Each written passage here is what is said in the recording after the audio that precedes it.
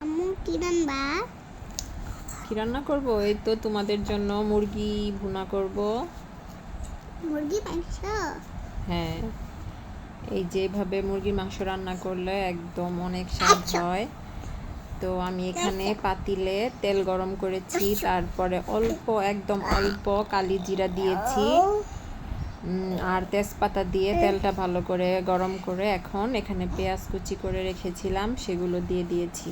বেশ অনেকটা পেঁয়াজ দিব, যেহেতু একটা আস্ত মুরগি রান্না করব। তো এখানে পেঁয়াজগুলো আমি খুব ভালো করে ভেজে নিচ্ছি। অনেকক্ষণ সময় ধরে ভাজতে হবে। ভাজতে ভাজতে একদম বাদামি রং হয়ে যাবে যখন, তখন এই তো আমি এখানে হলুদের গুঁড়ি, ধনিয়ার গুঁড়ি আর মরিচের গুঁড়ি নিয়ে সব একসাথে পানি দিয়ে গুলিয়ে নেব। এভাবে মশলাটা দিলে মানে মাংস কষানোটা ভালো হয়।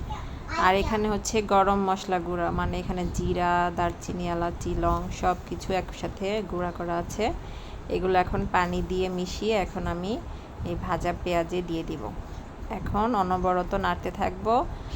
নাড়তে নাড়তে একদম যখন কষানোটা হয়ে যাবে, তেলগুলো উপরে উঠে আসবে, তখন নাড়ানো বন্ধ করব।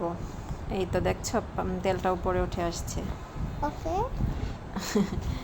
এখন এখানে আমি দিয়ে দিব, আমি এখানে একটা টমেটো একদম কুচি কুচি করে রেখেছিলাম, ওকে দিয়েছি।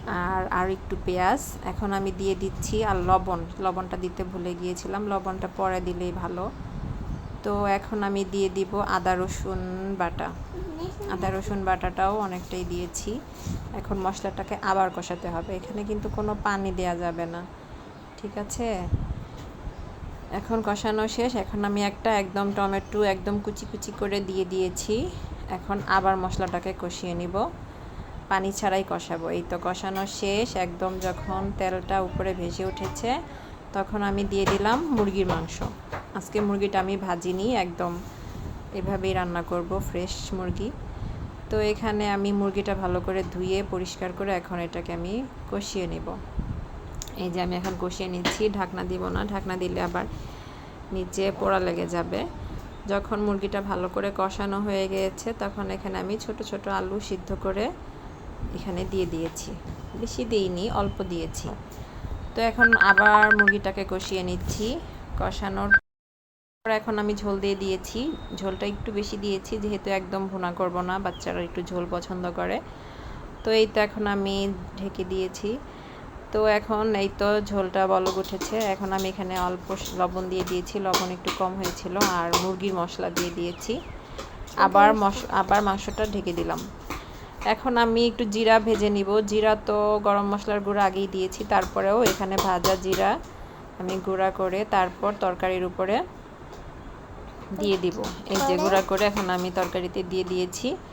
এখন ভালো করে উল্টে পাল্টে আমি তরকারিটাকে নেড়ে চেড়ে আর একটু চুলায় রেখে দিব। এই যে আমার তরকারিটা প্রায় হয়ে গিয়েছে। এই যে ঝোলটা দেখো কতটা ঘন হয়েছে, গ্রেভিটা তো সত্যি অনেক স্বাদ হয়েছিল।